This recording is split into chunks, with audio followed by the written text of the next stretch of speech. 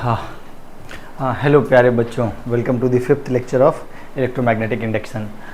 Last class में हम लोग मोशनल ईएमएफ पूरा कंप्लीट कर लिए थे। उसमें एक दो चीज़ बाकी था कि यार उसमें थोड़ा मैकेनिक्स वगैरह इन्वॉल्व कर ले तो उसको हम लोग कैसे सॉल्व करेंगे। तो एक सवाल के थ्रू ही हम इसको समझते हैं। 3 सवाल करेंगे, उसमें मोटा मोटी सब चीज़ निकल जाएगा। क्या है कि एक मैग्नेटिक फील्ड है, यूनिफॉर्म है बी। ये एक रेल है, माने पैरेलल ट्रैक है जिसका कुछ रेसिस्टेंस नहीं है। यहाँ कुछ रेसिस्टेंस आर लगा हुआ है। ये एक कंडक्टिंग रॉड है, मान के चलते हैं इसका भी रेसिस्टेंस 0 है। इस रॉड का लेंथ L है, माने ट्रैक के बीच का दूरी भी L है। इस रॉड को कांस्टेंट वेलोसिटी v से हमको राइटवर्ड लेके जाना है। ऐसा ले जाने के लिए क्या किसी फोर्स का ज़रूरत होगा हमको, पहले तो ये सोचना है। और अगर ज़रूरत होगा तो उस फोर्स का ज़रूरत कितना होगा, कितने फोर्स का रिक्वायरमेंट होगा, ये सवाल है। और जब ये सवाल आप कर लेंगे, ठीक, तो एक सवाल और करेंगे, find rate of heat dissipation.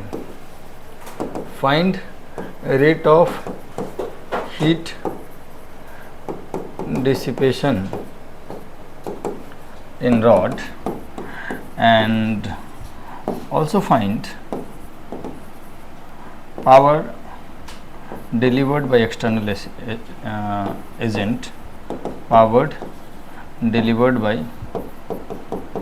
external agent to the rod।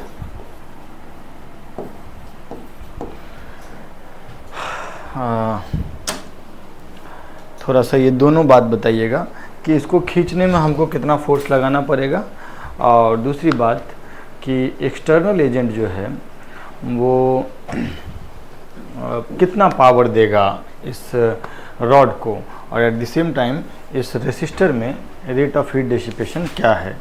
दोनों चीज़ बताना है आपको। थोड़ा सोचिए और बताइए। यहाँ से शुरू होता है हम लोगों का पहला चीज़, एटलीस्ट लिख लीजिए। सॉल्व करते हैं। Question is very easy. देखो, इसको v वेलोसिटी से ले जाएंगे तो इसमें एक ईएमएफ इंड्यूस होगा, होगा नहीं होगा? उसका पॉजिटिव पोल किधर होगा? v क्रॉस b ऊपर की तरफ। तो यहाँ पे हम लोग क्या बनाएंगे, क्या बनाएंगे, एक बैटरी, जिसका ईएमएफ कितना लिखेंगे, BVL। कहो हाँ, पक्का? और वो बैटरी क्या करेगा, इसमें करंट प्रोड्यूस करेगा। वो कितना हो जाएगा, BVL divided by R। Yes और नो? ठीक, अच्छा। और उसके बाद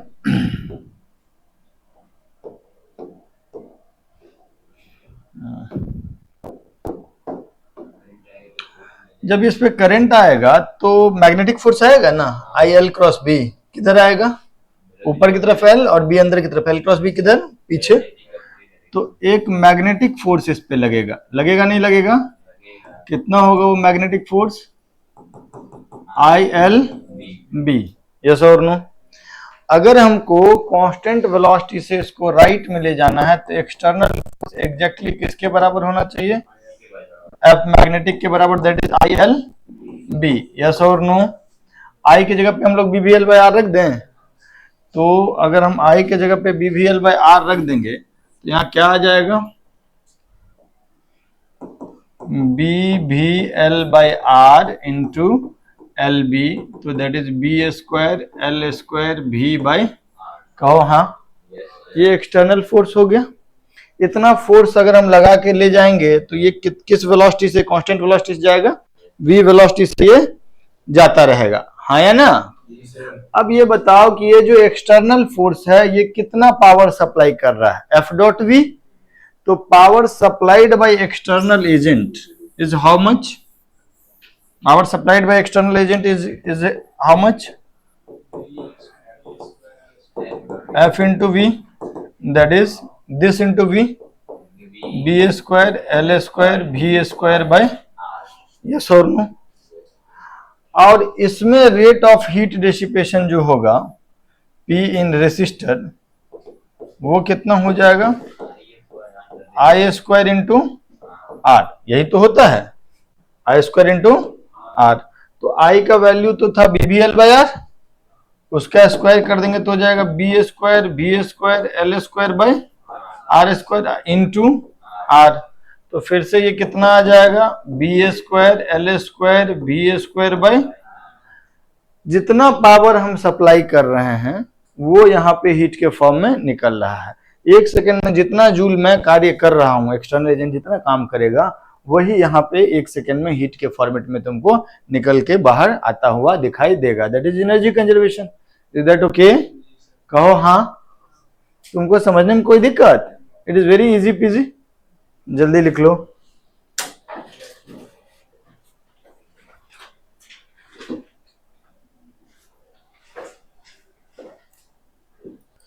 देखो अगला क्वेश्चन ये है बाबू कि ये रॉड है, इसका मास भी इस पर दे दिया हम m0, ठीक। इसको राइट वर्ड वेलोसिटी दे दिए v0। कंडक्टिंग रॉड है, पूरे रॉड में रेसिस्टेंस नहीं, इस रेल में भी ट्रैक में भी रेसिस्टेंस नहीं, खाली इधर है रेसिस्टेंस r, लेंथ है l। v0 वेलोसिटी दे देंगे तो इस पर एक मैग्नेटिक इसमें एक EMF इंड्यूस होगा। किधर की तरफ होगा पोलैरिटी उसका? पॉजिटिव पोल ऊपर। तो ऐसे करंट आएगा, ऐसे करंट आएगा तो I L क्रॉस B किधर होगा? लेफ्टवर्ड। तो इसका वेलोसिटी धीरे धीरे कम होता जाएगा। तो t = 0 पे ये ऐसा कर दिए। हम आपसे पूछ रहे हैं किसी टाइम t पे रॉड का वेलोसिटी बताओ, और दूसरा आपसे पूछा जा रहा है फाइंड टोटल हीट डिसिपेटेड इन दी रेसिस्टर। रेसिस्टर में टोटल हीट कितना डिसिपेट हुआ ये भी बताइए। देखिए थोड़ा करके, पहले तो सवाल लिख लीजिए, नहीं होगा तो मैं खुद बताऊंगा आपको। Please right it down.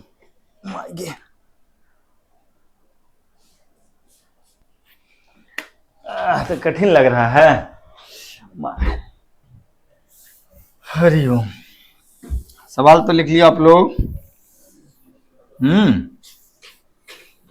बोले ना।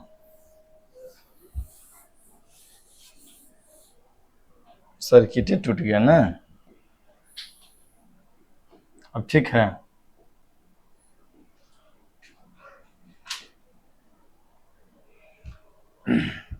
अच्छा एक बात बताओ, जब ये राइट जाएगा तो इसमें EMF इंड्यूस जो होगा उसका पॉजिटिव पोल किधर होगा? अपवर्ड होगा।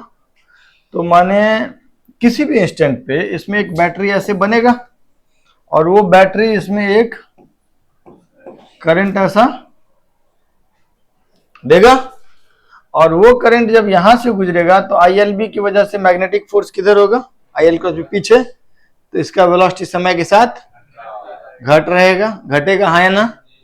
तो हम क्या करता हूं, हम किसी टाइम t पे स्थिति को एज्यूम कर लेता हूं। नहीं, व्हाट शुड वी डू? ये है हमारा ट्रैक। अरे हाँ या ना? इसमें क्या होगा?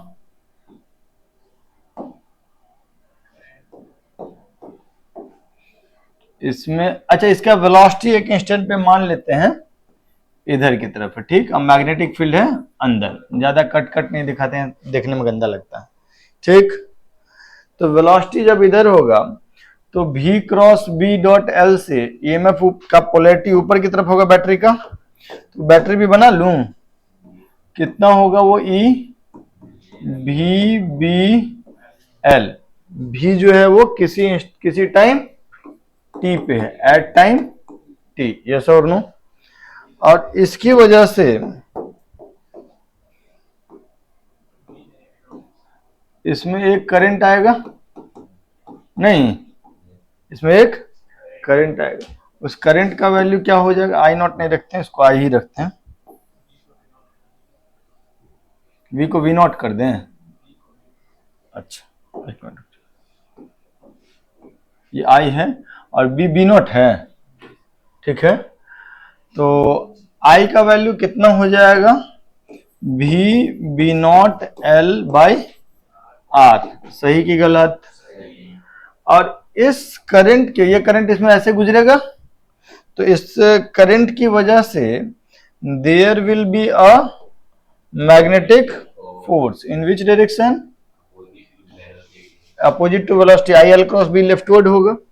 ये मैग्नेटिक फोर्स का वैल्यू अगर हम पूछे तो क्या हो जाएगा, आई एल बी, नहीं आई एल बी नॉट, तो आई कितना V B not L by R into L into B nought, yes और no.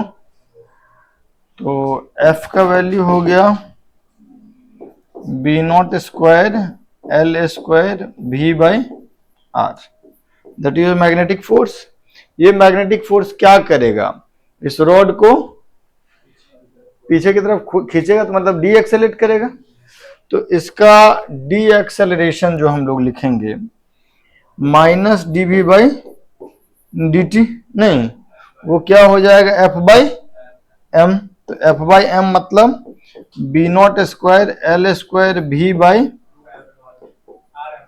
M nought into R, सही की गलत। ये minus D V by D T हो गया। हमने क्या पाया, अब हम लोगों ने क्या पाया, एक डिफरेंशियल इक्वेशन। अब इसको सॉल्व करना है, सॉल्व करते हैं। क्या करेंगे, सारे भी वाले टर्म को एक साइड, टी वाले को एक साइड, तो minus D V by B is equal to B not L square by M not R into B naught का स्क्वायर था, ठीक, इंटू डी टी। अब क्या करूंगा, इंटीग्रेशन, नहीं तो minus of one by B D B is L N V, और यहाँ पे B not square L square by M not R, यहाँ पे क्या टी, लिमिट तो पुट करना होगा। तो टी इक्वल टू 0 पे वेलोसिटी कितना है वी नॉट, और किसी टाइम टी पे वेलोसिटी कितना है वी, तो ये कहाँ से कहाँ जाएगा, वी नॉट से वी, और ये कहाँ से कहाँ जाएगा, 0 से टी।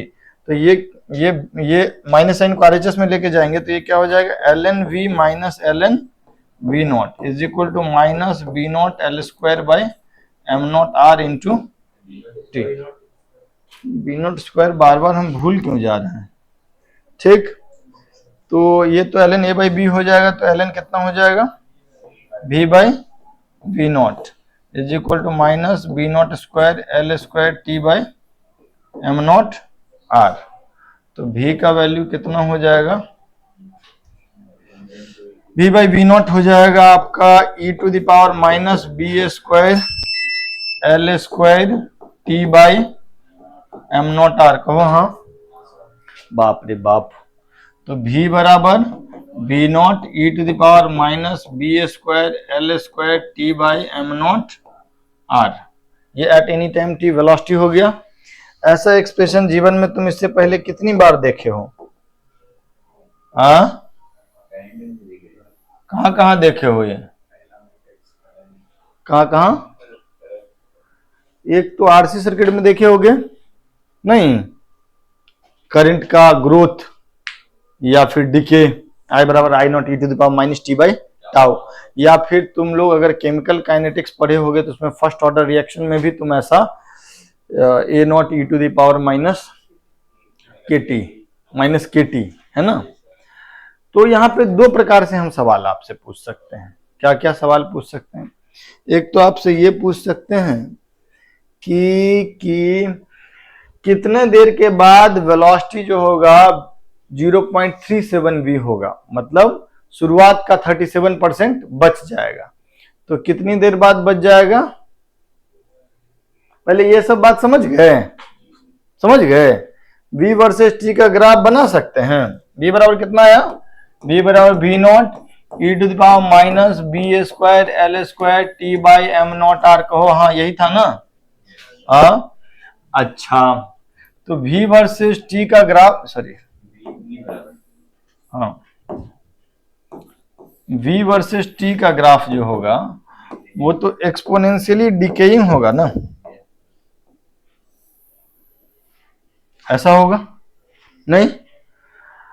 t इक्वल टू 0 पे कितना, v नॉट,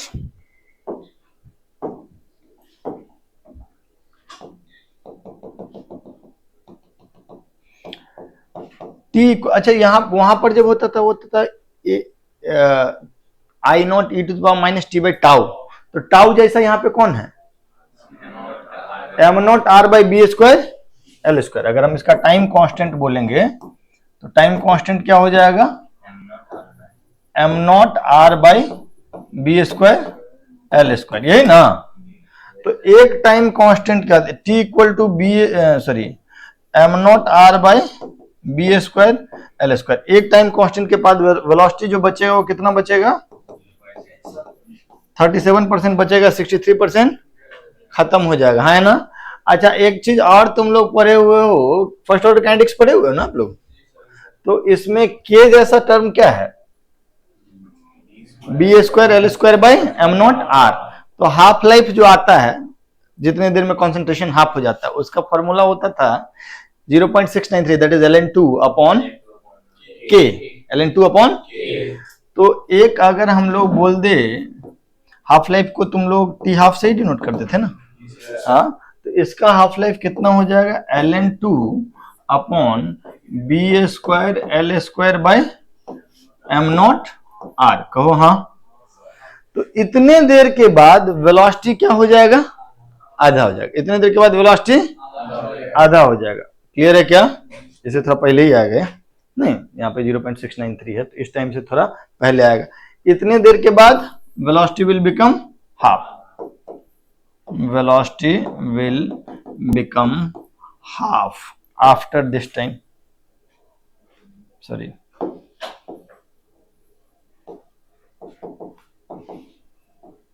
ठीक है क्या, बोलो। और दूसरा हीट भी बोल रहा था ना, डेवलप हीट पता करने बोला ना। तो एक बात बताओ, करंट का वैल्यू तो हमको मालूम है, क्या हो जाता है जी, कहीं कहां मक्खी बैठल है तो जी। हाँ वेरी गुड। हाँ सुनिए मेरी बात, करंट का एक्सप्रेशन क्या आया था, नहीं करंट का एक्सप्रेशन कहाँ आया था, V का एक्सप्रेशन आया था, नहीं तो V का एक्सप्रेशन कितना आया था, V बराबर V naught E to the power B square L square M not R. B की जगह पे बी नॉट था शायद, मतलब ठीक है चल बे। अब अगर हम लोग ईएमएफ इंड्यूस कहते हैं तो क्या लिखते हैं, B V L. Current induce क्या लिखते हैं, ई बाई आर, तो B V L by R, नहीं तो that is B L by R into V की जगह पे कितना, B not E to the power minus B square L square T by M not R. कोई गलत बात तो नहीं बोल रहे, बोलो। और अगर हम लोग को हीट डेवलप पता करना होगा तो हीट डेवलप क्या होगा, integration I square R D T, integration I square R D T. तो आई स्क्वायर कितना हो जाएगा, B square L square V naught square by R square into R, एक आर बचा, into into E to the power minus 2 B square L square T square, ना ना T square नहीं, T divided by M not R. ये क्या हो गया हमारा, I square are into D T, उसका इंटीग्रेशन। और तुम देखोगे तो वेलोसिटी कब जाकर के जीरो हुआ है, इन्फिनिटी पे। तो करंट में भी वेलोसिटी का टर्म है, करंट में भी वेलोसिटी का टर्म है ना ये, तो इन्फिनिटी पे जाके करंट जीरो हो जाएगा। तो हम लोगों को इसको इंटीग्रेट कहां से कहां तक करना होगा, जीरो से इन्फिनिटी, यस और नो। और जब ये काम करोगे आप, जब ये काम आप करोगे तो आपको क्या मिलेगा पता है आंसर, हाफ एम भी नॉट का स्क्वायर, यही मिलेगा। वजह भी है, ये वजह भी है। अगर आप इसको इंटीग्रेट करेंगे तो आपको आंसर क्या मिलेगा, हाफ एम भी नॉट का स्क्वायर। उसका कारण क्या है कि बाबू साहेब आपने इसको शुरुआत में जो वेलोसिटी दिया था, वो शुरुआत में आपने इसको कितना वेलोसिटी दिया था, सवाल कहां गया जी, हाँ सवाल शुरुआत में आपने इसको वी नॉट वेलोसिटी दिया था। तो इसके इस सिस्टम के पास काइनेटिक एनर्जी कितना था, half M V naught square. धीरे धीरे इसका काइनेटिक एनर्जी घटते जा रहा है, वो कहाँ जा रहा है, इसके हीट के फॉर्मेट में। जब ये कंप्लीटली रुक जाएगा तो इसका जो भी काइनेटिक एनर्जी था वो कहाँ चला गया, हीट के फॉर्म में। तो इंटीग्रेट करने का जरूरत नहीं है, टेक्निकली आपको इंटीग्रेट करना नहीं चाहिए, बेवकूफों का काम है, बट हम फिर भी बता दिए कि आप अगर घर जाएं इसको एक बार ट्राई करें तो आपको समझ में आ जाएगा। नहीं समझ में आया क्या बोलो, हाँ अरे मेरे इस पे डाउट मत करो, वो बहुत साल से आ रहा है, आएगा, मतलब 8-9 साल 10 साल से यही चीज आ रहा है, तो फिर आएगा, उसका तुम टेंशन मत लो। हाँ, लिख लीजिए बाबू साहब, शुरुआत कीजिए। तो ये सिंपल था, इससे एक स्टेप और कराऊंगा ऊपर, उसी करीब में एक स्टेप आगे है भाई। अब हम क्या किए, पिछला बार फेंक करके छोड़ दिए थे, अब हम एक कांस्टेंट फोर्स एफ नॉट लगा रहे हैं। F not is constant, F not is constant, okay. तो एक कांस्टेंट फोर्स लगा रहे हैं इस पे, कंडक्टिंग रोड है, रेसिस्टेंस आर है, मैग्नेटिक फील्ड अंदर की तरफ है। अब आपसे पूछा जा रहा है किसी टाइम टी पे रॉड का वेलोसिटी क्या होगा, ठीक है, बताइए जरा। सॉल्व करें क्या, ये तो ज्यादा कठिन नहीं है, मतलब थोड़ा मैथ्स वैथ कठिन है, फिजिक्स तो इसमें बहुत ज्यादा नहीं है टफ। शुड आई स्टार्ट, क्या होगा बताओ जरा। अरे तुम लोग बहुत तेज हो ना, समझाओ ना क्या क्या होगा। पहले तो 1 मिनट, क्या करें, किस समय पे बनाएं, एट टाइम टी। तो एट टाइम टी वेलोसिटी क्या माने, बी, और क्या नहीं तो at time T velocity is B. तो बाबू इसमें एक ईएमएफ इंड्यूस हो जाएगा बी बी एल, और इसमें एक करंट आ जाएगा आई बराबर V B L by R, yes और नो, है ना।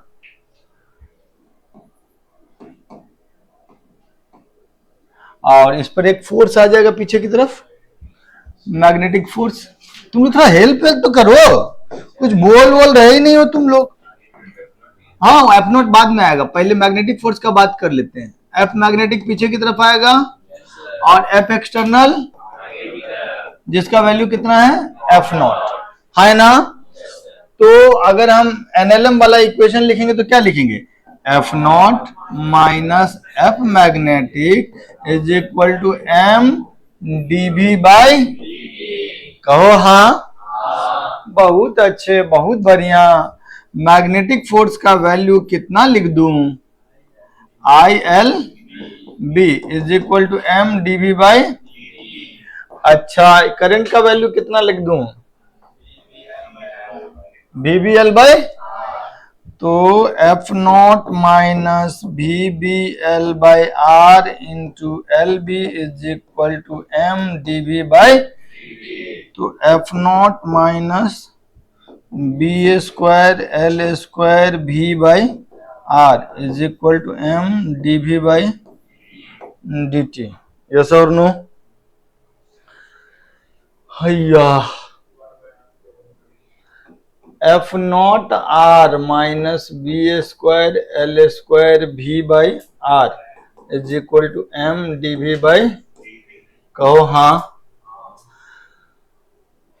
ठीक है।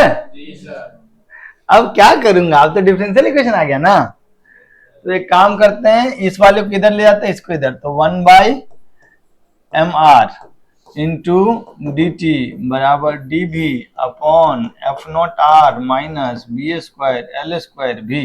देख लो भाई, कोई चीज छूटा होगा तो डायमेंशनली गलती आंसर आ जाएगा, अभी बता दे रहे हैं, वो अंत में पकड़ में आ जाता है, हमारे अंतिम में चेक हो जाएगा वो, कोई दिक्कत, ठीक। अब क्या करेंगे, इंटीग्रेशन, चलो तो इंटीग्रेशन कर लेते हैं। इसमें टाइम का लिमिट t इक्वल टू 0 पे वेलोसिटी कितना है, 0 ही से शुरू हुआ था, किसी टाइम t पे वेलोसिटी है ना, तो ये तो हो जाएगा t बाई एम आर। अच्छा 1 by A plus B X, आपको तो बहुत बार बताया हूँ, मिटा देंगे वैसे, D X by A plus B X कितना होता है, ln A plus B X by plus some constant, और अगर लिमिट डालेंगे तो कांस्टेंट का जरूरत, इसको पोत दें। ठीक ठीक, तो इसका इंटीग्रेशन क्या हो जाएगा बच्चों, ln F naught R minus B square L square divided by definite minus B square. अच्छा यहाँ भी नेगेटिव आ गया, ठीक है आयता होगा, अब जो आ रहा है वो तो लिखेंगे ना, लेकिन इसमें फिर लिमिट भी पुट करना, कहां से कहां तक, 0 से, तो इधर क्या ले आए, minus T B square L square by M R. Dimensionally तो सही है क्योंकि लॉग वाला डायमेंशन लेस होता है, और देखे थे कि एम आर अपन बी स्क्वायर एल स्क्वायर भी टाइम का डायमेंशन होता है, हैं? टाउ का डायमेंशन क्या होता था, क्या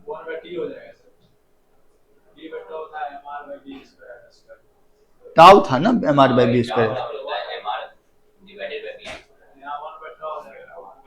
हाँ तो टाउ का डायमेंशन क्या हो जाएगा, M R by B square L square ना, एक बार देखे थोड़ा, हाँ यही तो था, M R by B square L square tau का डायमेंशन था।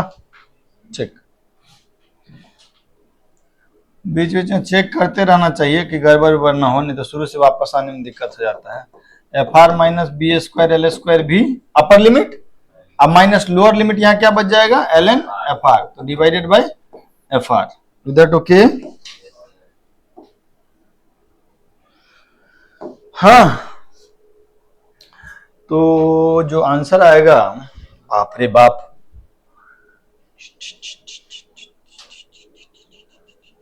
हाँ थोड़ा हेल्प करो भाई, बोलो तो, F R minus B square L square भी बाई एफ आर बराबर e to the power minus B square L square by M R into T. B square L square है ना ये, ठीक है। अब हमको भी निकालना है, बाबा रे बाबा, इसको इधर लेके जाकर के इधर ले आए, एफ आर कॉमन आ जाएगा, F R into 1 minus E to the power minus B square L square भी by sorry T by M R, bracket बंद। ये किस क्या हो गया आपका, बी स्क्वायर एल स्क्वायर भी, तो डिवाइडेड बाई, क्या नालायक है इस, बाकी बैठ गया वहां पे, वो जब तक होगा नहीं तब तक रुकना पड़ेगा हम लोगों को।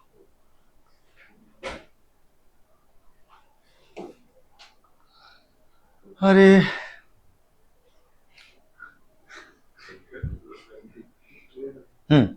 ठीक है, अपॉन कितना कर दें यहाँ पे, बी स्क्वायर एल स्क्वायर ना, बहुत लोगों को तो समझ में भी नहीं आ रहा है, इज इक्वल टू भी, तो भी का वैल्यू कितना हो गया बउआ,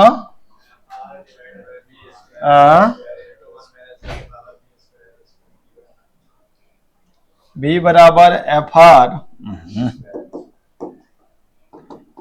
are by B square L square 1 minus E to the power minus B square L square T by M R. ठीक, अब तुम सोचो ना कि t टेंड्स टू इन्फिनिटी पे जो इसका वेलोसिटी होगा उसको टर्मिनल वेलोसिटी बोलते हैं, ठीक है। t टेंड्स टू इन्फिनिटी पे इसका जो वेलोसिटी होगा, मतलब टर्मिनल वेलोसिटी अगर तुमसे पूछे, टर्मिनल वेलोसिटी मतलब v at t tends to infinity, बहुत देर बाद, तो यहाँ t टेंड्स टू इन्फिनिटी रखेंगे तो ये वाला चीज क्या हो जाएगा, तो v का वैल्यू कितना हो जाएगा, वो F R by B square. ये वाला आंसर अगर पूछता तो हम इतना नहीं करते, ये वाला आंसर टर्मिनल वेलोसिटी पूछता तो हम इतना क्यों नहीं करते, क्योंकि ये टर्मिनल वेलोसिटी का मतलब ही है वो वेलोसिटी जिसके बाद वेलोसिटी चेंज, तो वेलोसिटी चेंज ना हो मतलब वहां जाके एक्सेलरेशन 0 हो जाए, मतलब एक्सटर्नल फोर्स के बराबर मैग्नेटिक फोर्स हो जाए, तो एक्सटर्नल फोर्स F जो है या F0 जो भी है उसके बराबर में हम लोग ILB रख देंगे। तुम अगर देखोगे ना यहाँ पे तो B square L square V by R जो है वो F है, और यहां पर तुम देखोगे तो BBL by R is I into LB into, यहाँ पे एक BBL बाई R क्या हो जाएगा I, तो उसके बाद क्या बच जाएगा LB, तो ILB किसके बराबर हो गया, F के बराबर। तो हमको अगर टर्मिनल वेलोसिटी पूछता तो हम सिंपली F के बराबर ILB लिख देते, F के बराबर I के जगह पे BBL बाई R रख दे, वहां से जो वेलोसिटी आता वो आता टर्मिनल वेलोसिटी। उसके लिए इतना मेहनत नहीं करते, लेकिन इन जनरल किसी टाइम टी पे पूछता तो this will be your answer. ठीक है बउआ, कहो हाँ ठीक है सर, लिख लीजिए सर। यहां पे हम आपको मैकेनिक्स का जो भी काम का चीज था वो सब बता दिए। नाउ विल मूव टू थोड़ा सा इंड्यूस्ड इलेक्ट्रिक फील्ड स्टैटिक, ये सबका एक आध क्वेश्चन के थ्रू समझेंगे। जल्दी इसको लिख लीजिए। एक चीज नहीं पढ़ा है, मोशनल ईएमएफ में भूल गए थे, rotation of a coil about its diameter in uniform magnetic field. Rotation of a coil in uniform magnetic field about its diameter, क्या माने बता देते हैं चीज सब। जो इलेक्ट्रिक जनरेटर होता है वो इसी प्रिंसिपल पे काम करता है जो हम अभी बताने वाले हैं। जो जनरेटर होता है जो हम लोग देखते हैं, अब तो साइलेंट जनरेटर आ गया है, बहुत सारा आवाज वाला भी है, तो उसमें डीसी करंट होता है या एसी करंट होता है, डीसी होता है उसमें।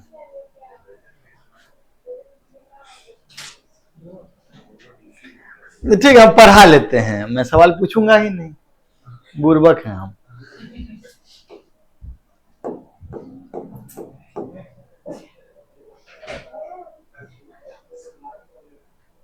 हाँ सुनो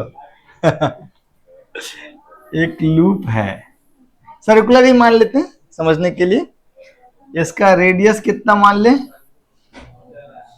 स्मॉल आर, रेडियस मान लेते हैं स्मॉल आर, और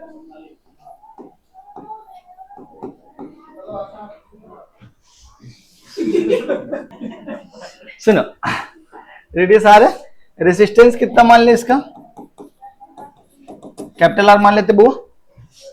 यहां पर हम लोग एक मैग्नेटिक फील्ड मान लेते हैं बाहर की तरफ, पूरे एरिया में, डॉट डॉट डॉट नहीं बनाते हैं, बहुत गंदा लगने लगता है। ठीक हाँ, तो एक बात बताओ, अब क्या कर रहा हूं मैं, ये जो डायामीटर है, ये जो डायामीटर है, इस डायामीटर के अबाउट इस लूप को ओमेगा एंगुलर वेलोसिटी से और रोटेट कर दे, इस डायमीटर के अबाउट इस लूप को ओमेगा एंगुलर वेलोसिटी से और रोटेट कर दे रहे हैं। तो क्या होगा, शुरुआत में मैग्नेटिक फील्ड तो लगातार ही बाहर कांस्टेंट मान लेते हैं, एरिया वेक्टर को हम किधर मान लेते हैं, बाहर की तरफ। ठीक, तो जो शुरुआत में फ्लक्स होगा, मतलब शुरुआत का पहले सिचुएशन बना लेते हैं, t इक्वल टू 0 का, उसमें एरिया वेक्टर बाहर की तरफ होगा, कितना होगा, पाई आर स्क्वायर, और मैग्नेटिक फील्ड भी बाहर की तरफ होगा, नहीं कहो हाँ। तो जो फ्लक्स होगा वो कितना हो जाएगा, b into pi R square into cos 0, और किसी टाइम t पे क्या होगा, जब ये लूप रोटेट करेगा, जैसे ऐसे है तो मैग्नेटिक फील्ड तो बाहर ही है, ये लूप रोटेट करेगा तो एरिया वेक्टर भी रोटेट करेगा ना। तो एरिया वेक्टर जो है किसी टाइम t के बाद यहां से कितना एंगल बना लेगा मैग्नेटिक फील्ड के साथ, थीटा, और द थीटा का वैल्यू हो जाएगा ओमेगा इंटू टी, यस और नो। ये कब है, at time T, at time T. तो फ्लक्स का वैल्यू जो होगा वो at any time T, that will be B A cos theta, that is flux is equal to B into pi R square into cos omega T, cos omega T, yes और no. ये फ्लक्स हो गया बाबू, है ना। EMF induce in the loop जो होगा वो कितना होगा, minus D phi by dt minus d5/dt मतलब इसको डिफरेंशिएट करेंगे, कॉस का डिफरेंशिएशन माइनस साइन और चेन रूल से ओमेगा, तो अच्छा कॉस का माइनस साइन है ना, डिफरेंशिएशन का एक माइनस, दोनों दोनों प्लस, तो यहां पे कितना हो गया b पाई ओमेगा बार कर ले, b omega pi R square into sine omega T, कहो हाँ, कॉस का डिफरेंशिएशन माइनस साइन और डेफिनेशन से माइनस एक साइन आ गया, प्लस हो गया, कोई दिक्कत। अच्छा तो करंट का वैल्यू, करंट इंड्यूस जो होगा वो कितना हो जाएगा, e induce divided by resistance, तो ये कितना हो गया B omega pi R square divided by capital R sine omega T. Yes और नो प्यारे बच्चों, that is your induced current in the loop, that is your induced current in the, सुना ये करंट कैसा है, एक समय के साथ कांस्टेंट वेरी कर रहा है। अगर मैं करंट वर्सेस टाइम का ग्राफ प्लॉट करूं, करंट वर्सेस टाइम का ग्राफ प्लॉट करूं तो कैसा आएगा, साइन के ग्राफ जैसा आएगा ऐसा। तो करंट जब समय के साथ बदलने लगे और अपना डायरेक्शन भी चेंज करे, यहां तक में तो करंट पॉजिटिव है, इसके बाद फिर तो अगर करंट अपना डायरेक्शन भी पीरियोडिकली बदलता है तो उसको हम लोग बोलते हैं ऑल्टरनेटिंग करंट, एसी, ठीक है क्या बोलो। तो इसमें जो प्रोड्यूस हो रहा है वो क्या है, एसी है। अगला चैप्टर हम लोगों का होने वाला है एसी, इससे पिछला चैप्टर जो था वो क्या था, डीसी। समझ में आया बात, क्लियर, ओके। डी माने डायरेक्ट, सी माने करंट, ठीक है चल। हाँ तो ये करंट का वैल्यू क्या, बउआ एक बात बताओ किस इंस्टेंट पे इसमें ईएमएफ मैक्सिमम होगा और किस इंस्टेंट पे फ्लक्स मैक्सिमम होगा। अभी t इक्वल टू 0 पे फ्लक्स का वैल्यू देखो तो, t इक्वल टू 0 पे फ्लक्स का वैल्यू देखो तो मैक्सिमम ना, cos थीटा 1 हो जाएगा, लेकिन t इक्वल टू 0 पे ईएमएफ देखो तो 0 हो जाएगा। तो t इक्वल टू 0 पे लूप का प्लेन और मैग्नेटिक फील्ड दोनों एक दूसरे के परपेंडिकुलर है, तो उस समय पे फ्लक्स मैक्सिमम है लेकिन उसका रेट ऑफ चेंज मिनिमम है, माने 0 है, 0 ही मान लो, मिनिमम नहीं बोलो 0 ही बोलो, ठीक है क्या, इज दैट ओके, क्लियर। अच्छा ईएमएफ मैक्सिमम कब हो जाएगा, जब यहां पे ओमेगा टी का वैल्यू π/2 हो जाएगा, ओमेगा टी का वैल्यू π/2 हुआ मतलब लूप ऐसे हो गया, ठीक, मैग्नेटिक फील्ड भी ऐसे नहीं, तो ओमेगा टी का वैल्यू π/2 हो जाएगा तो फ्लक्स कितना हो जाएगा 0। ऑब्वियसली जब ये लूप ऐसे हो जाएगा तो एरिया वेक्टर इधर हो गया, अब मैग्नेटिक फील्ड बाहर की तरफ, तो दोनों कोई भी फील्ड लाइन लूप को कट करके नहीं जाएगा, और वैसे भी मैग्नेटिक फील्ड और एरिया वेक्टर के बीच एंगल 90 डिग्री, तो फ्लक्स 0। तो जब ओमेगा टी का वैल्यू π/2 होगा या टी का वैल्यू हो जाएगा π/2 ओमेगा, उस समय पे फाई का वैल्यू 0 हो जाएगा, लेकिन उस समय पे ईएमएफ का वैल्यू मैक्सिमम हो जाएगा। मेरा बात समझ में आया। तो जब लूप का प्लेन मैग्नेटिक फील्ड के परपेंडिकुलर हो उस समय पे फ्लक्स तो मैक्सिमम होगा लेकिन ईएमएफ 0 होगा, और जब लूप का प्लेन मैग्नेटिक फील्ड के प्लेन में हो उस समय फ्लक्स 0 होगा लेकिन उसका रेट ऑफ चेंज मैक्सिमम होगा, तो ईएमएफ मैक्सिमम होगा। इज दैट ओके, लिख लो। तो ये ऑल्टरनेटिंग करंट जो, एक मिनट, ऑल्टरनेटिंग करंट जो प्रोड्यूस कराया जाता है वो किसी भी, तुम्हारे पास जनरेटर है, तुम्हारे पास जनरेटर है, तो उस जनरेटर में क्या किया जाता है, 2 मैग्नेट रखा जाता है, स्ट्रॉन्ग मैग्नेट, नॉर्थ और साउथ पोल का। इसमें फिर क्या किया जाता है, यहां पर हम एक ही टर्न लिए इसीलिए πr², नंबर ऑफ टर्न बढ़ा देते तो यहां क्या होता है b इंटू πr² n। तो असल जीवन में क्या होता है कि इसमें बहुत सारा नंबर ऑफ टर्न कर दिया जाता है, मतलब ऐसे गोल गोल घुमा दिया जाता है, ठीक। उसके बाद इस लूप को यहां पर हम लोग क्या करते हैं, इस लूप को हम लोग क्या करते हैं, ओमेगा से घुमाते हैं, इसको घुमाते हैं। घुमाने का टेक्निक अलग अलग होगा। जैसे जनरेटर में क्या होता है, ये घुमाने वाला हमारे पास है, फ्यूल जलता है और उससे ये लूप घूमता है, और जैसे ये लूप घूमता है मैग्नेटिक फील्ड तो इधर की तरफ है ही, तो बी और ए के बीच का एंगल चेंज होता है, तो फ्लक्स समय के साथ बदलता है, और फ्लक्स समय के साथ बदलता है तो इसमें ईएमएफ इंड्यूस होता है और ईएमएफ से करंट आता है। अब जो काम जनरेटर में फ्यूल कर रहा है तुम्हारा, पेट्रोल जल के मतलब डीजल जल के जो काम कर रहा, वही काम मान लीजिए कि हमको हाइडल पावर प्लांट में कराना है। तो हाइडल पावर प्लांट में क्या होता है, यहां से हम लोग क्या लगा देते हैं, एक वही टरबाइन जिसमें पंखी होता है, बहुत ऊंचाई से पानी गिरता है और वो इसको घुमाता है तो इलेक्ट्रिसिटी प्रोड्यूस होता है। विंड जो पावर प्लांट है उसी में यही चीज, इसको कौन घुमाता है, हवा, है ना। सिमिलरली अगर मान लीजिए थर्मल पावर प्लांट है, तो थर्मल पावर प्लांट में क्या होता है, उसमें क्या करता है कि कोयला से पानी गर्म करता है और पानी जो है गर्म होता है तो भाप बनता है, बहुत हाई प्रेशर का भाप यहां से पास कराता है, तो इसको क्या करता है, चक्की को घुमाता है ना, और घूमता है तो फिर यहाँ पे इलेक्ट्रिसिटी प्रोड्यूस होता है। जितने थर्मल पावर प्लांट तुम देखोगे वो किसी न किसी नदी के पास बना होता है, कारण उसका है कि पानी का उपलब्धता, और फिर बाद में जो उसमें चीजें जो अपशिष्ट चीज निकलता है उसको भी वो आराम से ये कर दिया जाए, डाल दिया जाए, डिस्पोज कर दिया जाए। और तो जितना भी तुम्हारे पास पावर प्लांट होगा एक्सेप्ट सोलर, यस और नो, उस सब में जो न्यूक्लियर पावर प्लांट है, न्यूक्लियर पावर प्लांट में भी पानी ही गर्म करके इस टरबाइन पे हाई प्रेशर का स्टीम फेंका जाता है और फिर ये घूमता है और इलेक्ट्रिसिटी प्रोड्यूस होता है। लेकिन उसमें पानी गर्म करने के लिए कोयला का नहीं यूज किया जाता है, न्यूक्लियर रिएक्शन से हीट प्रोड्यूस होता है। ठीक है क्या, कंट्रोल्ड न्यूक्लियर रिएक्शन, हम लोग मॉडर्न फिजिक्स में पढ़ेंगे भी। इज दैट ओके, तुमको बात समझ में आया? ठीक है, तो आप ये चीज लिख लीजिए, यहां पे जरूर लिख लीजिएगा कि if number of turn is n, then ये पूरे फ्लक्स के आंसर में भी n मल्टीप्लाई होगा और ईएमएफ के आंसर में भी n मल्टीप्लाई होगा, करंट के आंसर में n मल्टीप्लाई होगा, गिवन दैट r जो है सो पूरे लूप का रेसिस्टेंस हो। ठीक है क्या, पूरे कॉइल का। ठीक, लिख लीजिए इसको। तो आज की कहानी को यहीं खत्म करते हैं, मिलते हैं नेक्स्ट क्लास में। नेक्स्ट क्लास में हम लोग पढ़ेंगे induced electric field, static EMF and अगर समय मिला तो सेल्फ इंडक्टेंस। चलिए बाय बाय।